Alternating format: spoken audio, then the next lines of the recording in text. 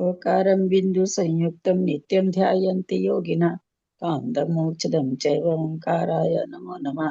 अविरल शब्द घनौघ प्रक्षाली सकल भूतल कलंका मुनि विरूपासी तीर्था सरस्वती हरतुन दूरितम अतिमिरान्धानां ज्ञानाञ्जन शलाकया चक्षुरुन्मिलितं येन तस्मै श्री गुरुवे नमः।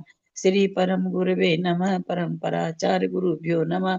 सकल कलुष विध्वंसकम श्रेषां परिवर्धकम धर्म संबंधकम भव्य जीवन प्रतिबोधकारकम पुण्य प्रकाश पापणासमिदं शास्त्रम श्री आदि पुराण ग्रंथराज नामधेयम् अस्य मूल ग्रंथकर्तारः श्री सर्वज्ञ देवास्तुतर ग्रंथकर्तारः श्री गंधर देवा प्रतिगंधर देवा तेषां वचनसारतामासाद्य श्रीमत् जिनसेनाचार्येण विरचितमिदं शास्त्रम् श्रोतारः सावधानतया शृण्वन्तु। मङ्गलं भगवान् वीरो मङ्गलं गौतमो गणि मङ्गलं कुन्दकुन्दाद्यो जैनधर्मोऽस्तु मङ्गलं सर्वमङ्गलमाङ्गल्यं सर्वकल्याणकारकं प्रधानं सर्वधर्माणां जैनं जयतु शासनं जैनं जयतु शासनं जैनं जयतु शासनं। सरस्वती नमस्तुभ्यं वरदे कामरूपिणि विद्यारम्भं करिष्यामि सिद्धिर्भवतु मे सदा। द्वादशांग जिनवानी माता की जय। परम मांगल्य ग्रंथ गो आदि पुराण ग्रंथ राज की जय। जिनसेन आचार्य की जय। पन्नालाल जी साहित्यकार की जय। अढ़ाई दीप में विराजमान सभी आचार्य उपाध्याय सर्व साधु के चरणों में नमोस्तु नमोस्तु नमोस्तु। सभी आरिका माता जी के चरणों में वंदा में वंदा में वंदा में। सभी क्षुल्लक क्षुल्लिका एलक के चरणों में इच्छा में इच्छा में इच्छा में। सभी प्रतिमाधारी के चरणों में ग्रुप में विराजमान प्रतिमाधारी के चरणों में वंदना वंदना वंदना। ग्रुप में विराजमान कुछ जनों का सादर चरण स्पर्श सभी से सादर जय जिनेन्द्र। श्रीमते सकल ज्ञान साम्राज्य पद में से धर्म चक्र वृते भरते नमः संसार भी मुझे। बोलो आदिनाथ भगवान की जय। अभी प्रणाम बाकी सभी को जय जिनेन्द्र। दीदी को प्रणाम, सभी को जय जिनेन्द्र। प्रणाम आंटी, दीदी बड़ों को सादर जय जिनेन्द्र। दीदी को प्रणाम, सबको सादर जय जिनेन्द्र। गुरुजी को वंदना, सभी बड़ों को प्रणाम, जय जिनेन्द्र। ललिता जी को चरण स्पर्श। बड़ों को प्रणाम, सभी को जय जिनेन्द्र। ललिता जी को प्रणाम, सबको सादर जय जिनेन्द्र। अभी वो नहीं आए हैं, राजेंद्र जी नहीं आए लगता है। जिनका पढ़ने का पढ़ेगा, अभी जब तक नहीं आते जब तक।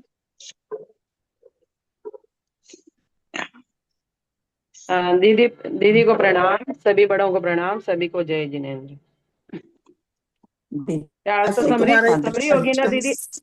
शर्मिला जी का आज तो समरी होगी ना? नहीं, आज तुम पढ़ोगे ना शर्मिला, जितने वो आते हैं।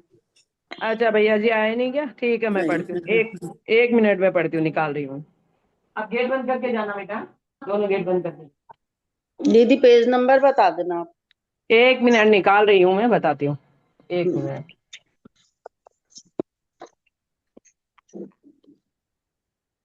पेज नंबर 64 और श्लोक नंबर 25 के बाद में 26 है, सबसे नीचे वाली लाइन से शुरू कर रही है।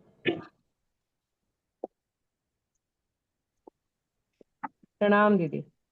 जिस राजा के रहते हुए प्रजा करके बोझ से दबकर दुखी हो रही थी, भरत ने उसे हटाकर उसके पद पर किसी अन्य नीतिमान राजा को बिठाया था।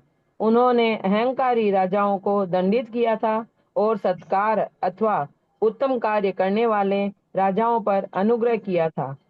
सो ठीक ही है, क्योंकि राजा का हित प्रजा का हित, प्रजा का हित, प्रजा का। अब राजा का हित बोल रही है, प्रजा का हित है। इन्होंने अहंकारी राजाओं को दंडित किया था और सत्कार अथवा उत्तम कार्य करने वाले राजाओं पर अनुग्रह किया था। यही तो है। तो ठीक ही है, क्योंकि प्रजा का हित करने की इच्छा से क्षत्रियों का यह धर्म ही न्यायपूर्ण है। राजा भरत ने जगत की स्थिति के लिए केवल प्रजा के विषय में ही योग नवीन वस्तु को प्राप्त करना और क्षेम प्राप्त हुई वस्तु की रक्षा करना की चिंता नहीं की, किंतु प्रजा की रक्षा करने के वाले राजाओं के विषय में भी प्राय उन्हें योग और क्षेम की चिंता रहती थी। अंजू जी म्यूट हो जाइए। किसी एक देश के क्या प्रजा पेज नंबर क्या है शर्मिला जी? 65 में है। 28 श्लोक नंबर 29वां पढ़ रही हूँ 28 के बाद। किसी एक देश के राजा की प्रजा ब्राह्मण, क्षत्रिय, वैश्य और शूद्र इन 4 वर्ण रूप मानी जाती है, परंतु चक्रवर्ती की प्रजा नम्रीभूत हुए राजा लोग ही माने जाते हैं। इसलिए चक्रवर्ती को प्रजा के साथ साथ राजाओं की चिंता करना भी उचित है। भरत के समस्त कार्यों को सिद्ध करने वाला एक पुण्य ही मुख्य साधन था और चक्र रत्न उस पुण्य की पुष्टि करने वाला था। पुण्य और चक्र रत्न ये दोनों ही उसके साध्य सिद्ध करने योग्य विजयी रूप कार्य की सिद्धि के अंग थे। बाकी हाथी, घोड़े आदि सेना के अंग केवल वैभव के लिए थे। इस प्रकार मंडलेश्वर राजाओं से बलपूर्वक प्रणाम कराते हुए चक्रवर्ती ने उनका केवल मान भंग ही किया था। अपनी सेवा के लिए जो उनका प्रेम था उसे नष्ट नहीं किया था। प्राणों की रक्षा के समान भरत की आज्ञा को अपने मस्तक पर धारण करते हुए अनेक राजा लोग प्रत्येक पड़ाव पर आकर उन्हें प्रणाम करते थे। प्रणाम करने वाले राजाओं को महाराज भरत ने बहुत अधिक फल देकर अनुग्रहित किया था। सो ठीक ही है, क्योंकि कल्प वृक्ष की सेवा क्या कभी फल रहित अथवा थोड़ा फल देने वाली हुई है? सम्राट भरत ने कितने ही राजाओं की ओर देखकर, कितने ही राजाओं की ओर मुस्कुराकर, कितने ही राजाओं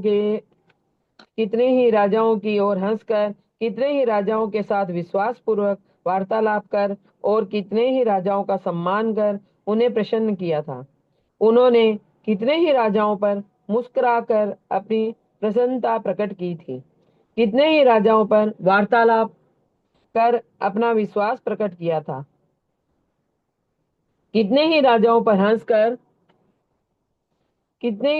हंसकर अपना हर्ष प्रकट किया था और कितने ही राजाओं पर प्रेम पूर्ण दृष्टि डालकर अपना प्रेम प्रकट किया था।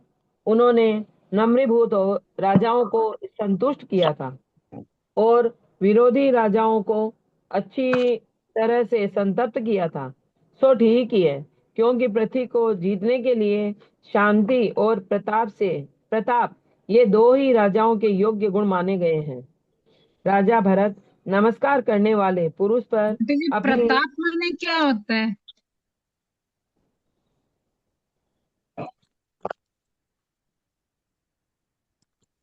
दीदी सुंदर भाई साहब आ गए हैं। हाँ, भाई साहब भी आ गए। वो पूछ रही है प्रताप मतलब कल देख लेंगे, आज करा लो उनसे। हाँ ठीक है।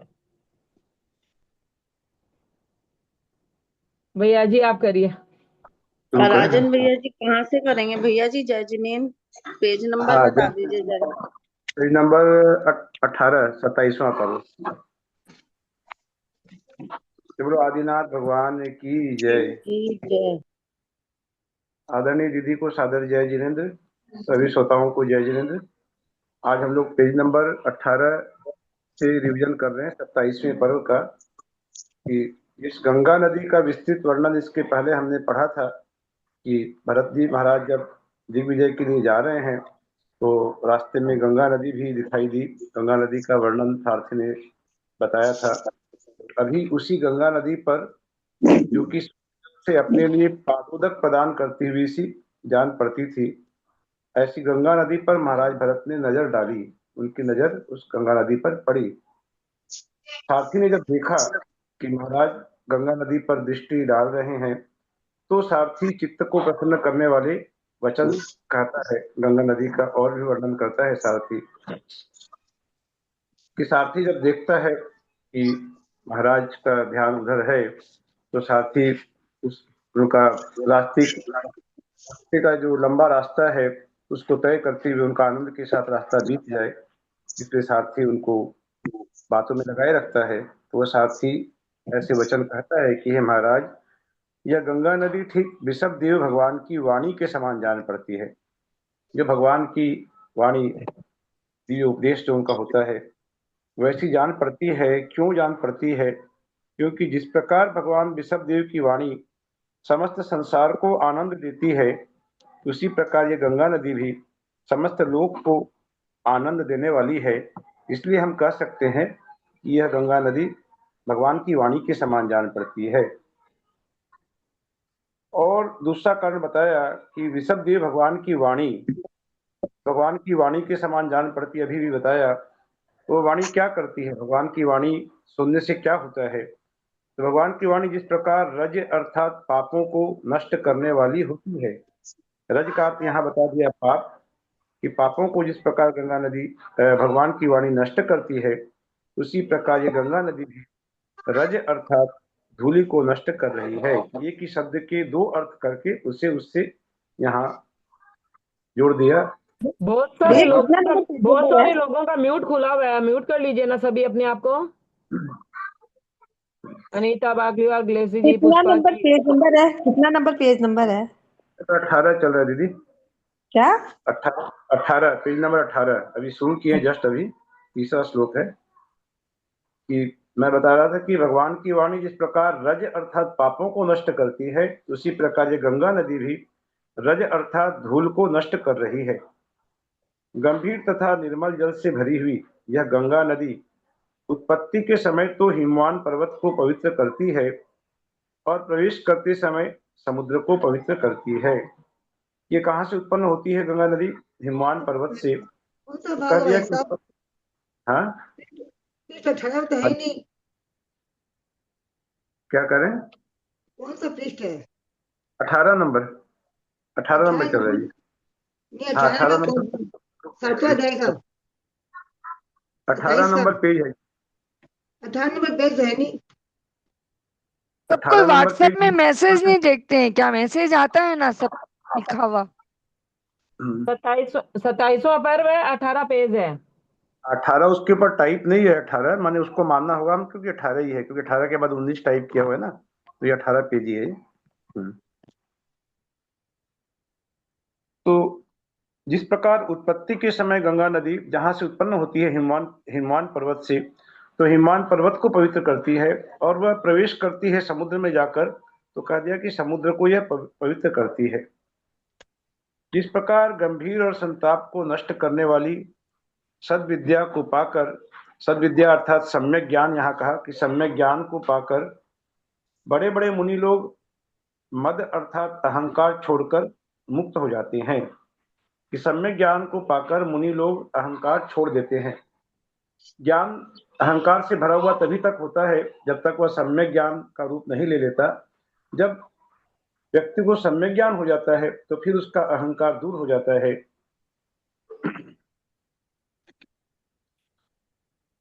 उसी प्रकार ये जंगली हाथी भी इस गंभीर तथा संताप को नष्ट करने वाली गंगा नदी को पाकर मद अर्थात गंडस्थल से झरने वाले कोई विशेष को छोड़कर शांत हो जाते हैं। जब यहाँ मद का भी अर्थ दो ले लिया कि एक मद अर्थात अहंकार, कि मुनि लोग मद छोड़ देते हैं जब उन्हें सम्यक ज्ञान की प्राप्ति होती है, उसी प्रकार ये जंगली हाथी भी इस गंभीर और संताप को नष्ट करने वाली गंगा नदी को इन्होंने प्राप्त कर लिया। तो ये मद अर्थात इनके गंडस्थल से जो मद झरता है उसे छोड़कर ये शांत हो जाते हैं। यह गंगा प्रसन्न मन के समान निर्मल हिमवान पर्वत के पद्म नामक सरोवर से निकलकर पृथ्वी पर प्रसिद्ध हुई है। सो ठीक ही है, क्योंकि जिसका जन्म शुद्ध होता है वह पूज्य होता है। यह गंगा अपने जल के प्रवाह से गंगा देवी के घर को चारों ओर से भिगोकर आकाश से अर्थात हिमवान पर्वत के ऊपर से पृथ्वी पर आकर पड़ी है। गंगा नदी का बहुत ही विस्तार से यहाँ सारथी वर्णन सुना रहा है कि हिमवान पर्वत से ऊपर से आकर पृथ्वी पर पड़ी है, इसलिए इसे आकाश गंगा नाम से भी इस गंगा को जाना जाता है, क्योंकि हिमवान पर्वत के ऊपर से आकर यह गंगा पृथ्वी पर पड़ी है।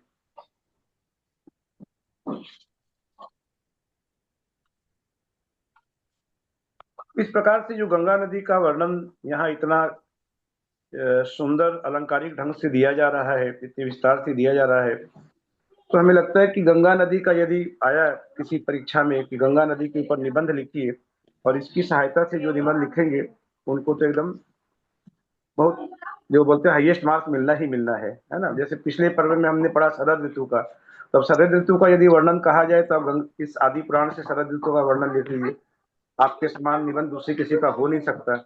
ऐसा ही यहाँ गंगा नदी का वर्णन करने को मिल रहा है कि कमलों की पराग से जिनके शरीर पीले पीले हो रहे हैं और जो मनोहर शब्द कर रही है, ऐसी हंसियों की पंक्तियों को यह नदी इस प्रकार धारण करती है मानो मंद मंद हास्य मंद शब्द करती हुई सुवर्णमय करधनी धारण।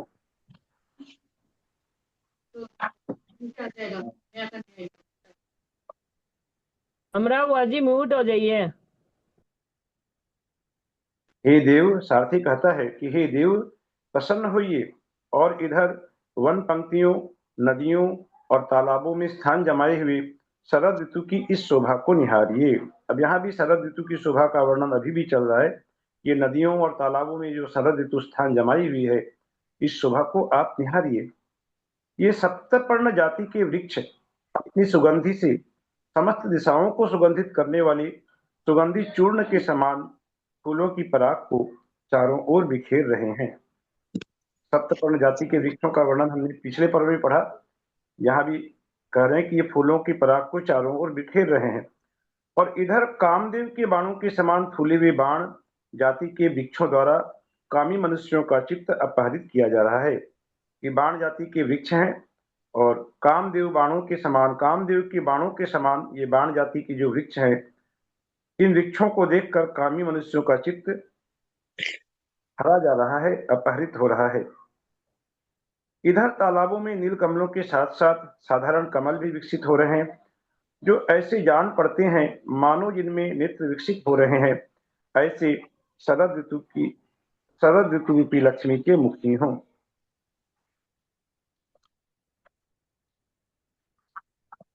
जो मकरंद रस का पान करने के लिए उत्कंठित हो रहे हैं, पेज नंबर 20 में है।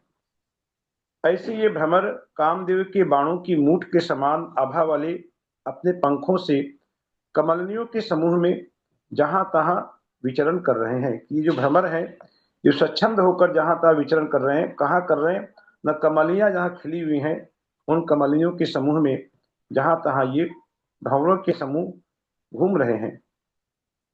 जगह जगह पृथ्वी पर फूले हुए स्थल कमलियों के पेड़ ऐसे सुशोभित हो रहे थे मानो सबको जीतने की इच्छा करने वाली शरद ऋतु रूपी लक्ष्मी के खड़े हुए कपड़े के तंबू ही हों। जो कमलों की पराग से व्याप्त हो रहा है, ऐसे सरोवर में कमल को स्थल कमल समझती हुई यह हंसी पंखों के विक्षेप को रोककर अर्थात पंख हिलाए बिना ही प्रवेश करती है और पानी में डूब जाती है।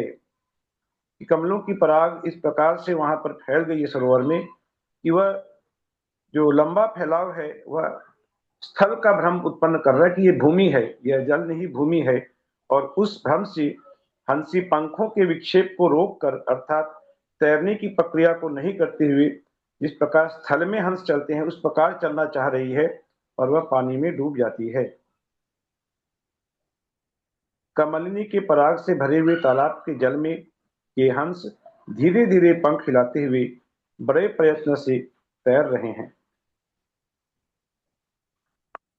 तालाब के तीर पर तरंगों से तिरोहित हुई चकवी को नहीं देखता हुआ यह हंस आंखों में आंसू भरकर बड़ी करुणा के साथ रो रहा है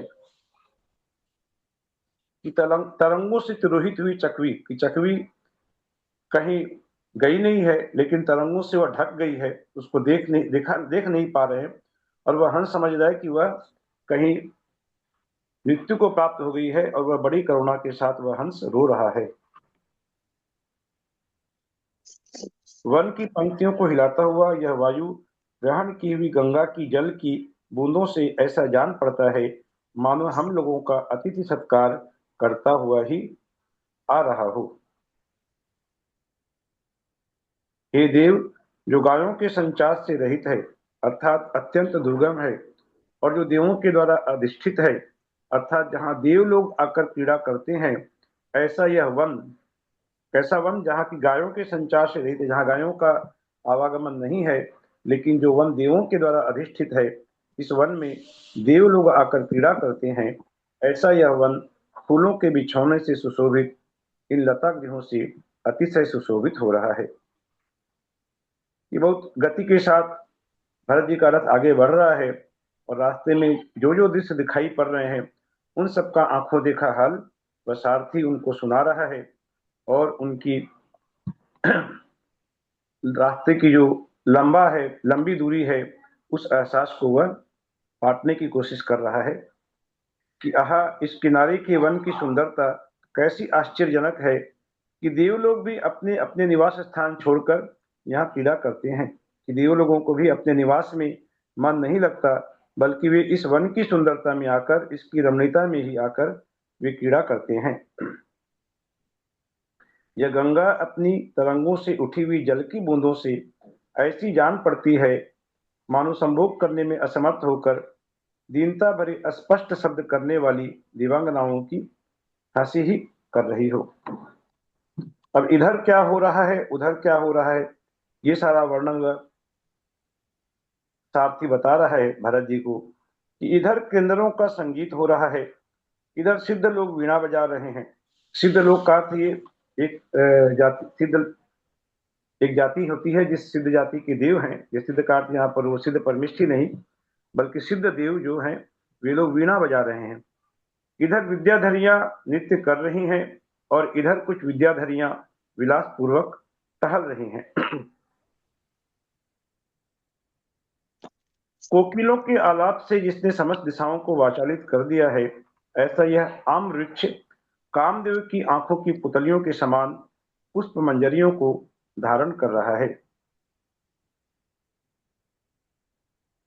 जिस वन से गुजर रहे हैं, उस वन में सभी प्रकार की ऋतुओं के दृश्य पाए जा रहे हैं। तो पहले जैसे शरद ऋतु का वर्णन किया, अब यहाँ पर वसंत ऋतु का वर्णन चल रहा है। वसंत ऋतु में कोयलें कुहू कुहू करने लगती हैं, तो कोकिलों के आलाप से सारी दिशाओं को जिसने वाचालित कर दिया है, ऐसा यह आम का वृक्ष कामदेव की आंखों की पुतलियों के समान पुष्प मंजरियों को धारण कर रहा है। इस वसंत ऋतु के फैलने पर इस वन में जो चंपक जाति के वृक्ष विकसित हो रहे हैं और फूलों के समूह धारण कर रहे हैं, वे ऐसे जान पड़ते हैं मानो कामदेव के दीपक ही धारण कर रहे हों।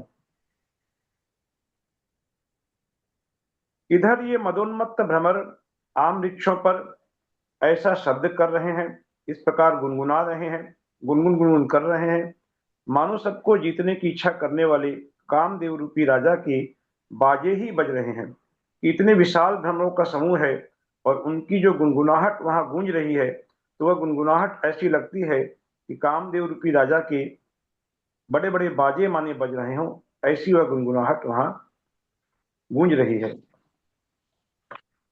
कोयलों के मधुर शब्द, अब कोयलों के मधुर शब्द कैसे लग रहे हैं? नगाड़ों और भ्रमर की गुंजार रूपी प्रत्यंचा की टंकार ध्वनि से यहाँ ऐसा मालूम होता है मानो कामदेव तीनों लोकों की को जीतने के लिए सेना सहित चढ़ाई कर रहा हो।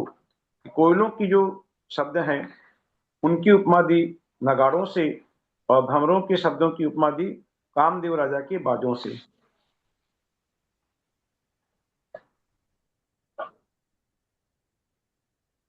हे देव, पेज नंबर 22 लेंगे। हे देव, कदम्ब पुष्पों की सुगंधि से सुगंधित तथा केतकी की धूलि से धूसर हुआ यह वर्षा ऋतु का वायु इस वन में सदा बहता रहता है। कि वन एक ही है, उस वन में सभी ऋतुओं का मिश्रण का दृश्य दिखा रहे हैं कि वसंत ऋतु भी है, वर्षा ऋतु भी वहां पर है। तो वर्षा ऋतु के कह रहे हैं कि वर्षा ऋतु का यह वायु इस वन में सदा बहता रहता है। इस वन में मयूरों के साथ साथ कोयल सदा उन्मत्त रहते हैं। ये मयूर भी उन्मत्त हैं और कोयल भी उन्मत्त हैं। कि मयूर तो वर्षा ऋतु के कारण उन्मत्त होते हैं, और कोयल जो है वह वसंत ऋतु के कारण कोयल को कूकने की प्रेरणा मिलती है, और साथ ही साथ कलहंसियों के मधुर शब्दों के साथ अपना शब्द मिलाकर बोलते हैं। कि कोयल का शब्द भी गूंज रहा है, हंसियों का शब्द भी गूंज रहा है और मयूरों का शब्द भी यहाँ गूंज रहा है। इधर उन्मत्त कोकिलाएं कुहू कुहू कर रही हैं, मयूर केकावाणी कर रहे हैं और ये हंस इन दोनों के शब्दों की प्रतिध्वनि कर रहे हैं कि एक तरफ कोयल की आवाज, दूसरी तरफ मयूरों की आवाज, और हंस जो है दोनों के शब्दों की प्रतिध्वनि कर रहे हैं, कोयल की भी और मयूर की भी। और इधर ये भ्रमर किन्नरियों के द्वारा गाए हुए गीतों का अनुकरण कर रहे हैं। कितने कितने वहां पर शब्द गूंज रहे हैं, कोयल के, मयूर के, हंस के और साथ साथ भ्रमर के भी। भ्रमर क्या कर रहे हैं, न किन्नरियां जो गीत गा रही हैं मानो इन गीतों की नकल कर रहे हैं, उनका अनुकरण कर रहे हैं। और यह कोयल सिद्धों के द्वारा, जो सिद्ध देव हैं उनके द्वारा बजाई हुई वीणा के शब्दों को छिपा रहा है। ये कोयल के जो शब्द इस प्रकार हावी हो रहे हैं कि सिद्ध देवों की जो बजाई हुई वीणा उस कोयल के शब्द में ढक जा रही है, छिप जा रही है। इसलिए कह रहे कि कोयल सिद्धों के द्वारा बजाई हुई वीणा के शब्दों को छिपा रहा है। इधर नुपुरों की झंकार को जीतता हुआ हंसों का शब्द हो रहा है और इधर जिसका अनुकरण कर मयूर नाच रहे हैं, ऐसा विद्याधरियों का नृत्य हो रहा है।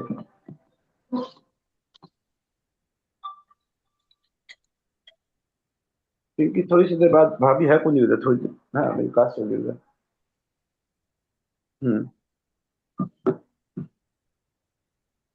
इधर जो बहुत से फूलों से बनाई हुई सैयाओं से मनोहर जान पड़ते हैं, जिनके मध्य में चंद्रकांत मणि की शिलाएं पड़ी हुई हैं और जो देवों के उपभोग करने योग्य हैं, ऐसे लतागृह बने हुए हैं।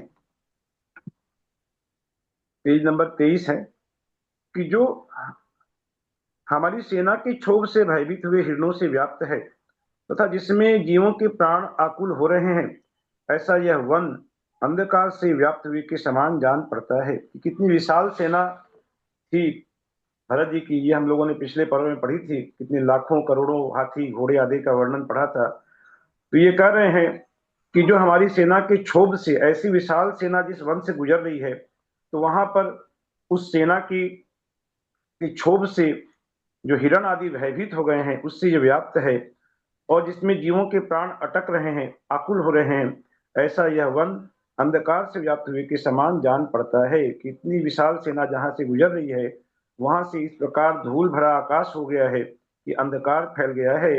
और इधर सेना के क्षोभ से अलग अलग हुआ यह हाथियों का झुंड गंगा किनारे के जल वाले प्रदेश से अंधकार के समान चारों ओर बड़े वेग से भागा जा रहा है। कि हाथियों का जो विशाल झुंड है वह भय से भयभीत होकर वह भाग रहा है। हाथियों के झुंड की रक्षा करने वाला यह भद्र गुजराज सुंड को ऊंचा उठाता हुआ तथा दशाओं को सूंघता हुआ धीरे धीरे ऐसा जा रहा है। माने इसी हाथियों के समूह में एक भद्र गजराज भी है जो कि दौड़ नहीं रहा है, बल्कि वह धीरे धीरे जा रहा है। तो ऐसा लगता है मानो शेष नाग सहित सुमेरु पर्वत ही जा रहा हो, जो अपनी मस्त चाल में इस अवस्था में भी चल रहा है, जा रहा है। सेना के लोगों ने जिसे पत्थर लकड़ी आदि से रोक रखा है। अब इसी समय में एक गैंडे का भी यहाँ वर्णन आ रहा है। गैंडे का वर्णन क्या है कि सेना के लोगों ने जिसे पत्थर लकड़ी आदि से रोक रखा है, श्लोक नंबर 66, ऐसा यह गंड अर्थात छोटे पर्वत के समान दिखने वाला गैंडा हाथी स्पष्ट रूप से सेना को व्याकुल कर रहा है। ऐसा कोई एक गैंडा भी है जो कि सेना के लोगों को व्याकुल कर रहा है, जिसने सेना को रोक रखा है। और जो दावानल की ज्वाला के समान पीले और विस्तृत गर्दन के बालों के समूह को हिला रहे हैं, ऐसे ये सिंह इस वन से, अब सिंह के जो पीले पीले जो बाल हैं वे जब हिल रहे हैं तो ऐसा लगता है कि दावानल की ज्वाला ही फैल रही हो। जो अनेक सिंहों का समूह है और वहां दावानल की ज्वाला आग जिस प्रकार लगती है, उन सिंहों के गर्दन के बालों को देखकर ऐसा भ्रम होता है कि जंगल में कोई आग लगी, ऐसे वे पीले पीले उनके बाल हैं। ये गेंडा हाथी दोनों साथ में नाम दिया है, तो गेंडा हाथी अलग अलग है या गेंडा जैसा हाथी है? नहीं, वो गेंडा हाथी है, गेंडा हाथी। गेंडा जैसा हाथी या गंड अर्थात छोटे पर्वत के समान दिखने वाला गेंडा हाथी, माने छोटे आकार का हाथी है ये, कोई छोटे आकार का, उतना विशाल आकार तो नहीं है, देर हाँ छोटे छोटे पर्वत के समान दिखने वाला। जो बाकी हाथी तो है वो बड़े पर्वत के समान दिख रहे हैं, और ये छोटे पर्वत के समान दिखने वाला है, और ये सोना को स्पष्ट व्याकुल कर रहा है। और जो सिंह है, वे सिंहों के जो बाल हैं, पीले पीले बाल हैं उनके, उन बालों को देखकर लग रहा है कि जंगल में आग लग गई है। ऐसे ये सिंह इस वन से इस प्रकार निकल रहे हैं मानो उसके प्राण ही निकल रहे हों। वे सिंह जब जंगल से निकल जाएंगे तो फिर जंगल का राजा ही है वो सिंह, तो वो सिंह जब निकल जा रहा है जंगल से उस सेना की क्षोभ से भयभीत होकर, तो लगता है कि जंगल के जो प्राण है वे ही निकल जा रहे हैं। और जो मेघ के समान कुरवर वर्ण है, जिसके सिंह का अग्रभाग यमराज की दाढ़ के समान है तथा जो अत्यंत भयंकर है, ऐसा यह भैंसा इस गूगल के वन से बाहर निकल रहा है।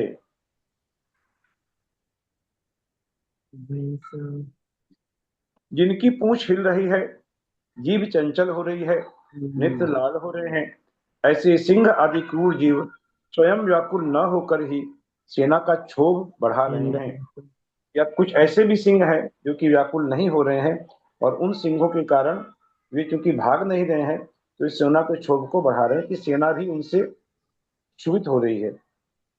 इधर यह अष्टापद आकाश में उछलकर यद्यपि पीठ के बल गिरता है, तथापि पीठ पर रहने वाले पैरों से यह दुख का अनुभव नहीं करता। कि अष्टापद नाम का जो जंगली जानवर होता है, उसकी पीठ पर भी 4 पांव होते हैं, सामने 4 पांव और पीठ के ऊपर 4 पांव, और वह आकाश से छलांग मारकर जब पीठ के बल गिरता है तो उसे कोई कष्ट नहीं होता, क्योंकि वह अपनी पीठ पर के पैर से संभल कर खड़ा हो जाता है। इसलिए कहा कि यह पैरों से दुख का अनुभव नहीं करता। जो मूर्तिमान अहंकार के समान है, दुर्जयी है, और सेना से गिर जाने के कारण जल्दी जल्दी छलांग मारता हुआ इधर उधर दौड़ रहा है, ऐसा यह मृग सेना का क्षोभ बढ़ा रहा है। मृग के लिए कहा जो मूर्तिमान अहंकार के समान है, दुर्जयी है। दुर्जयी है जिसे जीता नहीं जा सकता, क्योंकि जो हिरण होते हैं वह देखते देखते चौकड़ी मारकर कहां से कहां पहुंच जाते हैं, तो इसलिए कहा ये दुर्जयी है। ये सिंह हिरण भी सेना से घिर जाने के कारण यह जल्दी जल्दी छलांग मारता हुआ ये हिरण इधर उधर दौड़ रहे हैं, और इनके इधर उधर दौड़ने के कारण सेना का क्षोभ भी बढ़ रहा है। हे देव, यह खरगोश दौड़ रहा है। बहुत से नन्हे से प्राणी का वर्णन दिया कि खरगोश का, यह खरगोश दौड़ रहा है। यद्यपि सैनिकों ने इसका पीछा नहीं किया है, फिर भी यह भीरू अर्थात डरपोक होने से इधर उधर दौड़कर शरण ढूंढने के लिए आपकी सेना के बीच में ही कहीं छिप जाता है। जब खरगोश कहाँ जाएगा, खरगोश इतना छोटा सा खरगोश है, तो वह जो सेना उस जंगल के बीच से जो जा रही है, विशाल सेना, उस सेना के बीच में ही कहीं जाकर के वो छोटी सी काया होने के कारण वह छिप जाता है और अपने आप को इस प्रकार बचा लेता है। हे देव, देखिए, दाहिनी ओर घाव लगने से जो चारों ओर चक्कर लगा रहा है, ऐसा यह हिरणों का समूह मानो आपसे यही कह रहा है कि आपको सब जीवों का पालन करना योग्य है, कि आप सब जीवों के पालन हैं।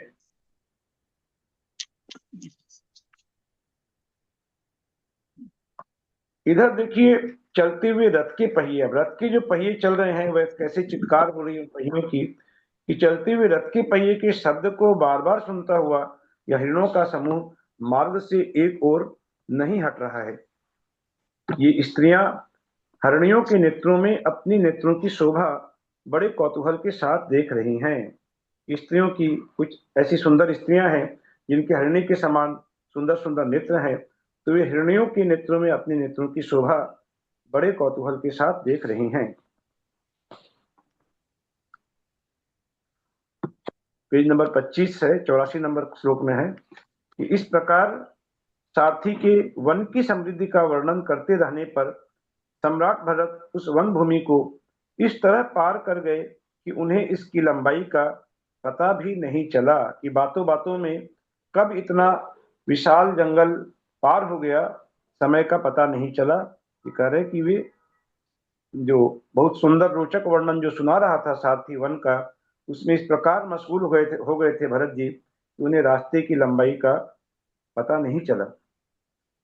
उस समय घोड़ों के समूह के खुरों के आघात से उठी हुई वन की धूलि कि घोड़ों की टाप जब पड़ रही थी जमीन पर, घोड़े सरपट दौड़ लगा रहे थे और उनके खुरों के आघात से वन की धूल समस्त दिशाओं में व्याप्त होकर पर्दे की शोभा धारण कर रही थी। जिस प्रकार पर्दा फैल जाता है वैसे ही वह धूल दिशाओं में फैल गई थी।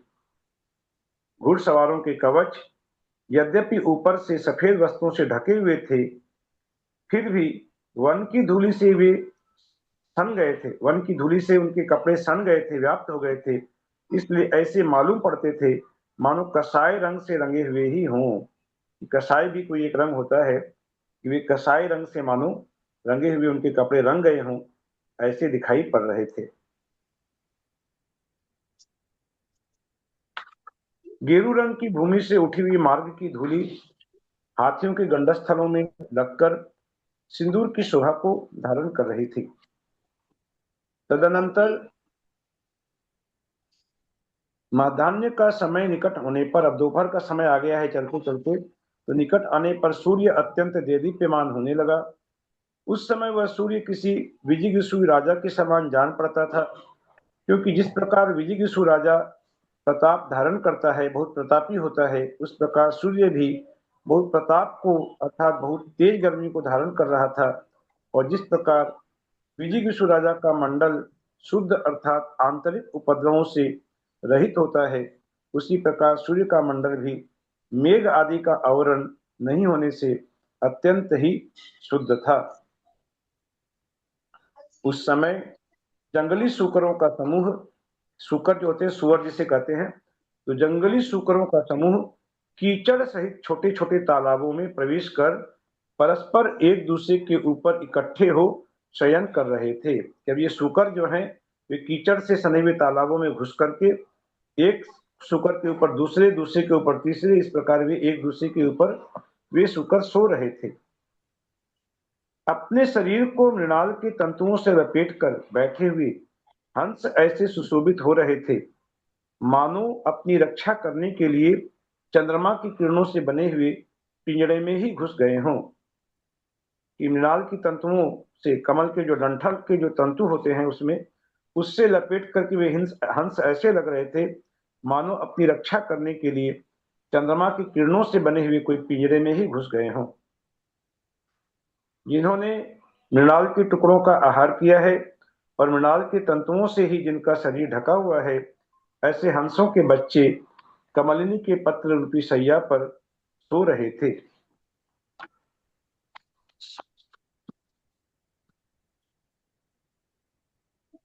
जिस प्रकार कमलिनियां, पेज नंबर 27 है, 101 नंबर का श्लोक, कि जिस प्रकार कमलिनियां जल की बूंदों से सुशोभित कमलों को धारण करती हैं, उसी प्रकार महाराज भरत की स्त्रियां पसीने की बूंदों से जिन पर मोतियों का जाल सा बन रहा है, ऐसे अपने मुख को धारण कर रही थीं।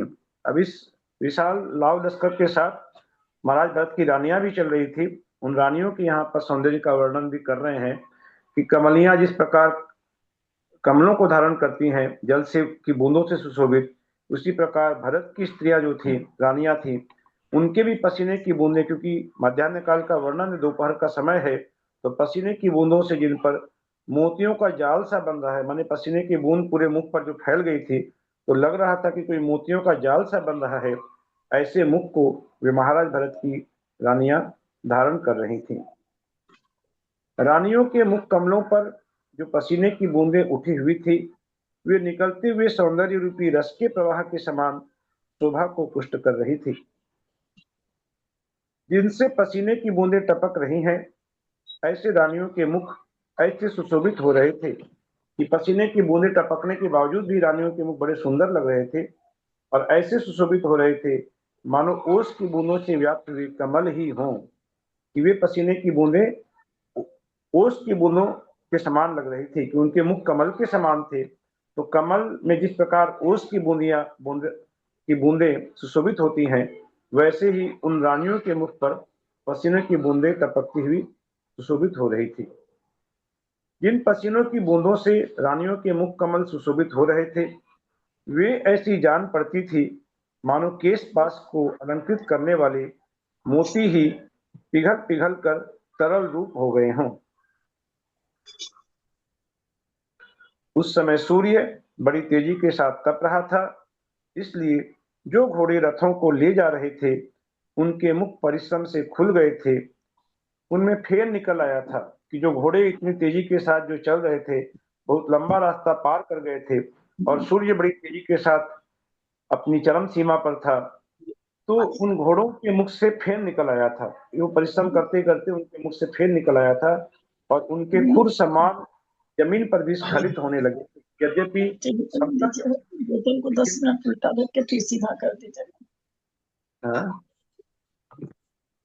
हाँ दीदी,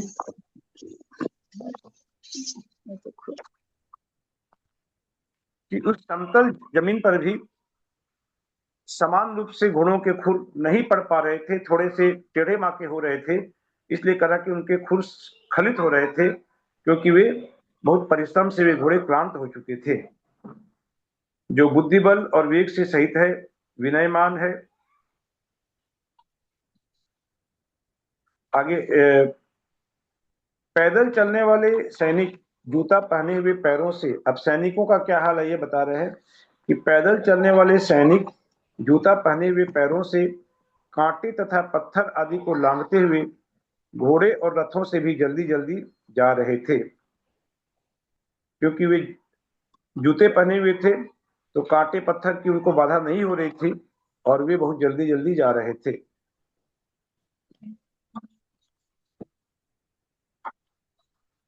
अरे थोड़ा देर उधर जाकर खड़ा बेटा, यहाँ कितना डिस्टर्ब कर रही है, कितना आवाज आ रही है।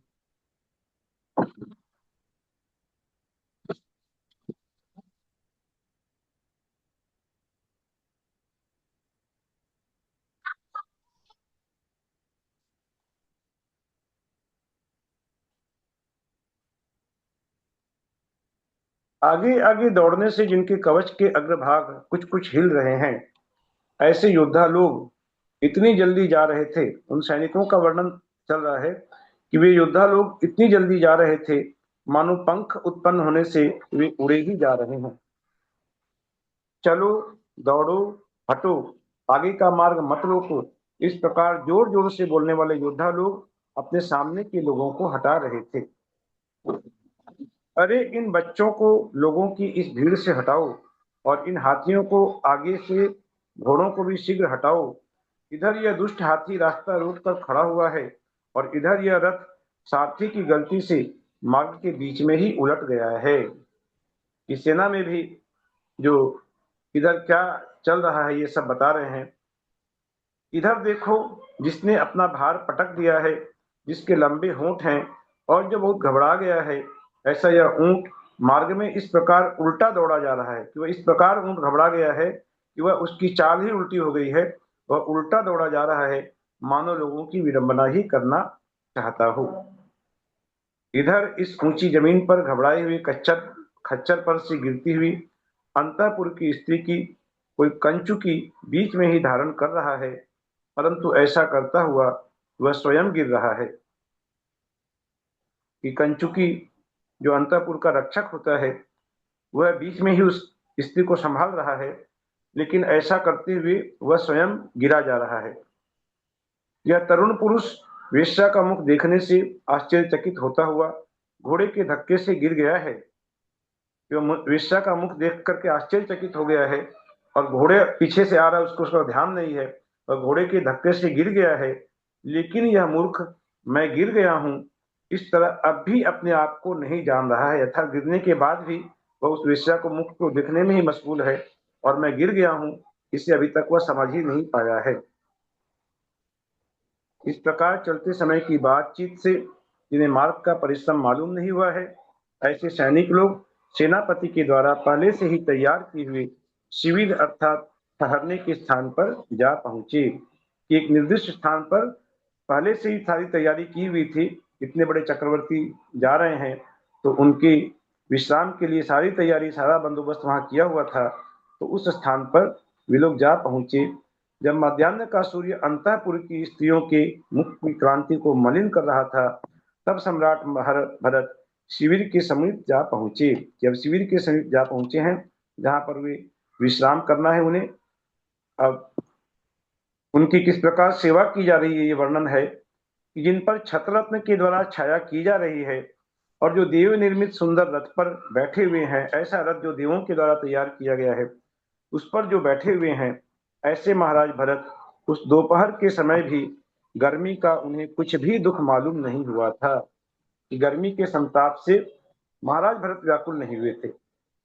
जिन्होंने समीप में चलने वाले वृद्ध जनों के साथ साथ अनेक प्रकार की कथाएं प्रारंभ की हैं, ऐसे भरत महाराज को बीते हुए मार्ग का भी पता नहीं चला था कि साथ साथ में जो आसपास में वृद्ध जन चल रहे थे उनके साथ भी वे अनेक प्रकार की कथाएं सुन रहे थे या सुना रहे थे, और इस प्रकार से उनका मार्ग बहुत आसानी से तय हो गया।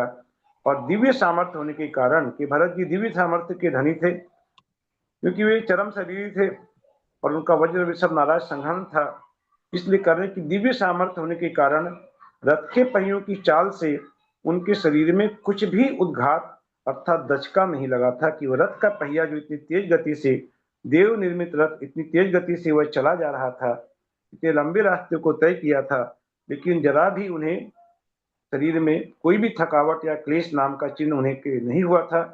और न रथ का तीव्र वेग होने पर भी, बहुत गति होने के बावजूद भी उनके शरीर में कोई क्लेश हुआ था। अब इधर अन्य राजाओं का क्या हाल है, क्योंकि महाराज भरत तो बिल्कुल निराकुल थे, लेकिन अन्य राजाओं के लिए बता रहे हैं कि रथ की उद्धत गति के क्षोभ से जिनके अंग अंग में पीड़ा उत्पन्न हो रही है, ऐसे रथ पर सवार हुए अन्य राजा लोग बड़ी कठिनाई से महाराज भरत के रथ के समीप पहुंच सके थे कि वे इतने पीड़ा से व्याकुल हो रहे थे कि वे चल भी नहीं पा रहे थे, और बड़ी कठिनाई से किसी तरह लड़खड़ाते हुए महाराज भरत के रथ के समीप वे अन्य राजा पहुंचे, जबकि भरत जी स्वयं बिल्कुल निराकुल थे, कोई भी तरह की उनके शरीर में क्रांति नहीं हुई थी। जो घुड़सवार लोग महाराज भरत के साथ ही शिविर में प्रवेश करना चाहते थे, उन्होंने बचे हुए मार्ग को अपने उन्हीं चलते हुए श्रेष्ठ घोड़ों से बड़ी शीघ्रता के साथ तय किया था। अब भरत जी तंबुओं के समीप में आ गए हैं, जहां पर उनके विश्राम की व्यवस्था की गई है, शिविर जहां बनाया गया है। तो वे शिविर कैसे हैं, उन शिविर की शोभा का वर्णन कर रहे हैं कि जो राजभवनों की शोभा की ओर भी हंस रहे हैं कि राजभवन उनकी शोभा के सामने क्या चीज है। ऐसे शिविर के चारों ओर खड़े किए हुए तंबू आदि डेराओं को महाराज भरत ने दूर से ही देखा कि वहां पर ये तंबू आदि लगे हुए हैं। उन्होंने चांदी के खंभों पर खड़े किए हुए बहुत बड़े बड़े कपड़ों के उन मंडपों को भी देखा था, जो कि सज्जन पुरुषों के समान लोगों का संताप दूर कर रहे थे। तंबुओं की चारों ओर जो कटीली बाड़ियां बनाई गई थी, उन्हें देखकर महाराज भरत ने अपने निष्कंटक राज्य में ये ही कांटे हैं ऐसा माना था। कहने का तात्पर्य है कि भरत के राज्य में बाड़ों के कांटे छोड़कर और कोई कांटे अर्थात शत्रु नहीं थे, कि जो बाड़ों में जो बाड़ लगाई जाती हैं सुरक्षा की दृष्टि से, उनमें जो कांटे हैं उनको छोड़ करके अन्य कोई कांटे महाराज भरत के राज्य में नहीं थे। बड़े दरवाजे का उल्लंघन कर सैनिकों के साथ इस प्रकार शिविर के बाहर बनी हुई अनेक प्रकार की विशेष वस्तुओं को देखते हुए महाराज शिविर में प्रवेश करने के लिए उस शिविर के बड़े दरवाजे पर जा पहुंचे।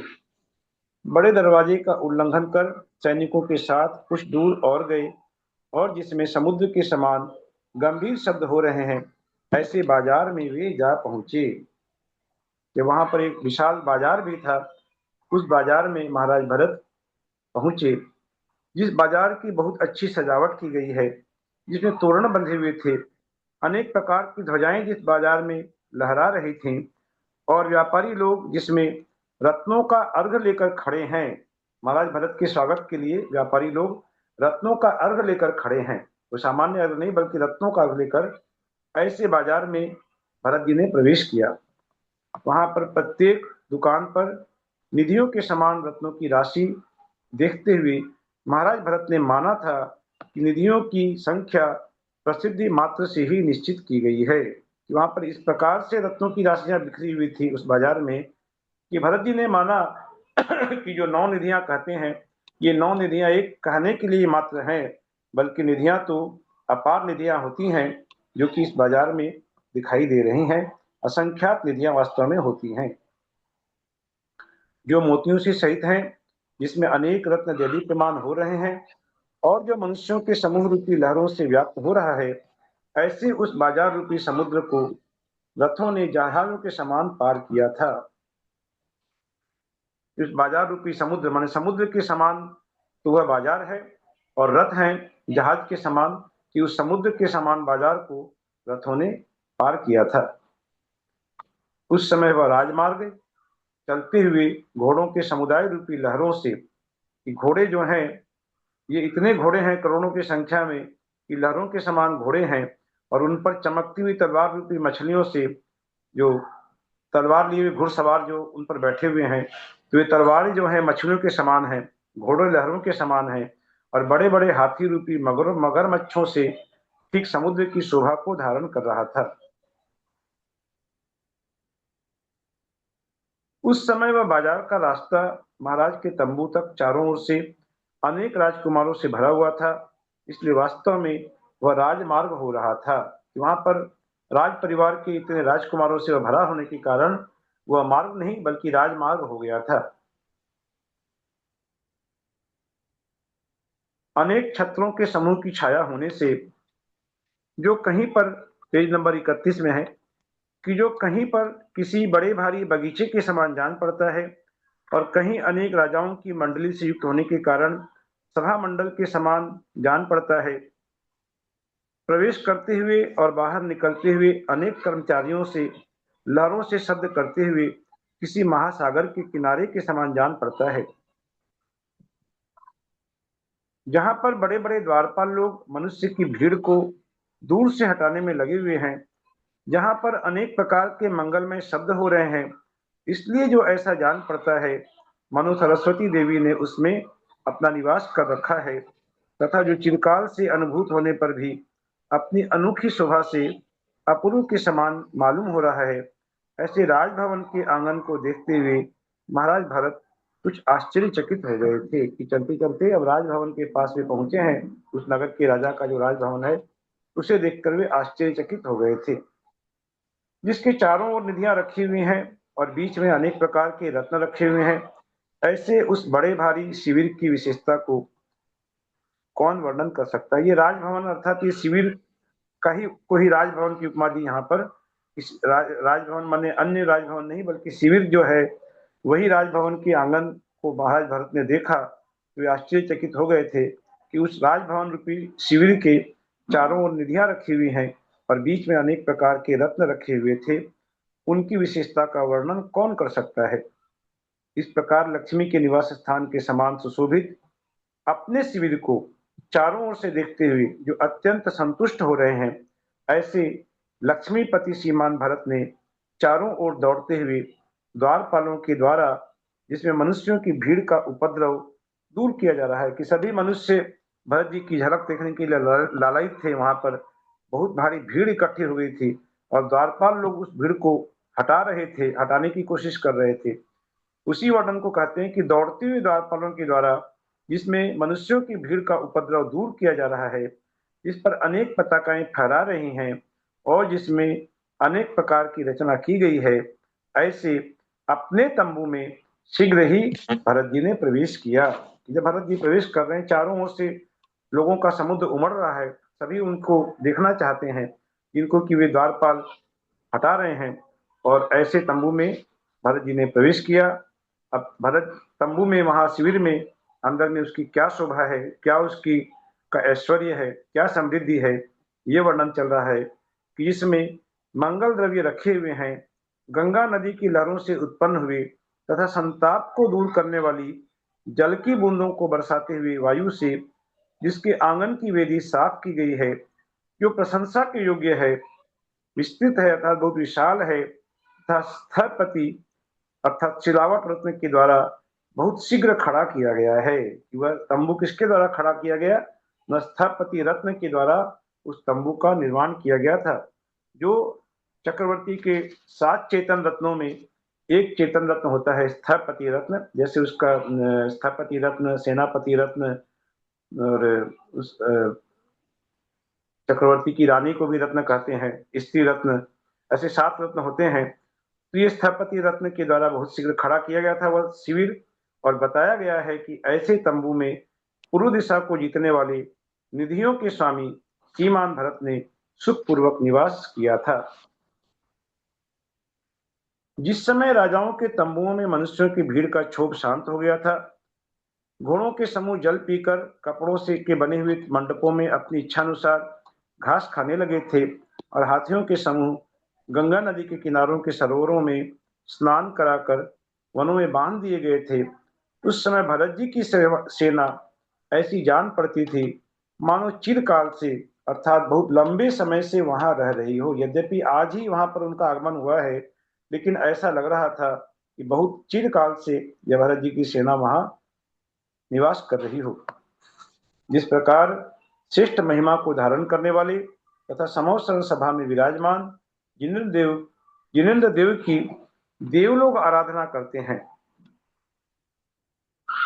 कि देवलोग जिनेंद्र देव की स्तुति करते हैं, उनकी विनती करते हैं, आराधना करते हैं समोत्सव में विराजमान जिनेंद्र देव की। उसी प्रकार श्रेष्ठ वैभव को धारण करने वाले तथा उस मंडप में बैठे हुए महाराज भरत को पूर्व दिशा के राजाओं ने अपनी कुल परंपरा से आया हुआ धन भेंट में देकर, कन्याएं प्रदान कर और भी अनेक योग्य वस्तुएं देकर उनकी आराधना की थी, उनकी सेवा की थी कि पूर्व दिशा के राजा लोग वहां सब आए और सबने अपनी बहुत ही विनय पूर्वक, बहुत ही श्रद्धा पूर्वक भरत जी की स्तुति की और उन्हें धन आदि भेंट दिया। तो उनकी वर्णन कर रहे हैं कि ये जो राजा जो आए हैं ये उन देवों के समान हैं जो भगवान की स्तुति करते हैं, और भरत जी स्वयं साक्षात तीर्थंकर के समान जो समावसरण में विराजमान है।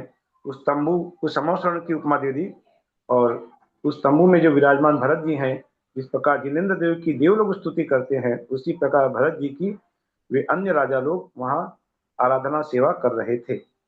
इस प्रकार उनकी सेना के द्वारा रोके हुए अन्य कितने ही राजाओं ने अहंकार छोड़कर दूर से ही मस्तक झुकाकर सेना को वैभव को देख करके सेना के द्वारा जो रोके हुए अन्य राजा थे, जो अहंकार में चूर थे अपनी शक्ति के बल से, वे भरत के इस वैभव को देख करके वे नतमस्तक हो गए, अहंकार को त्याग दिया उन्होंने और दूर से ही मस्तक झुकाकर चक्रवर्ती के लिए प्रणाम किया था।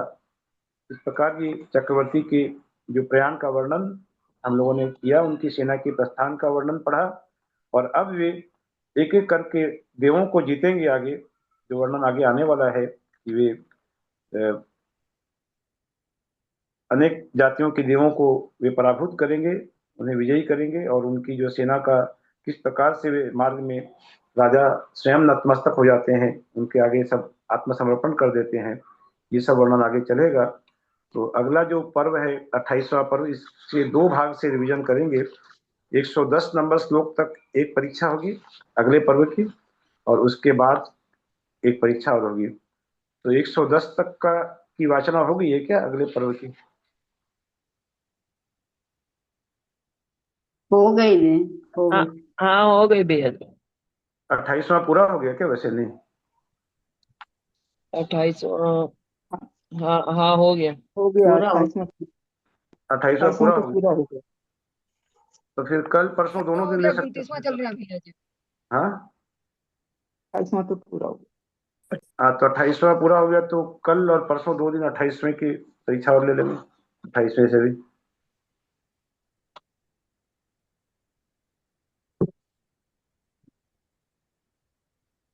यदर्थमात्रा पदवाक्यहीनं मया प्रमादाद् किञ्चनोक्तं तन्मे क्षमित्वा विदधातु देवी सरस्वती केवलबोधलब्धिं। बोधि समाधि परिणाम शुद्धि स्वात्मोपलब्धि शिवसौख्यसिद्धि। चिन्तामणिं चिन्तितवस्तुदाने तां मन्यमानस्य ममास्तु देवी। जावाणी के ज्ञानते सुझे लोकालोक, सोवाणी मस्तक नमो सदा देत हो धोक। तेज नवाणी भारती तो ही जपो दिन रैन, जो तेरा शरणागहि सो पावे सुख चैन। देव भजो अरहंत को गुरु से हो निर्ग्रंथ, दया धर्म पालु सदा यही मोक्ष का पंथ। गुरुद्वारा संगीत वाणी माता की जय। कर सर्वम करो हम।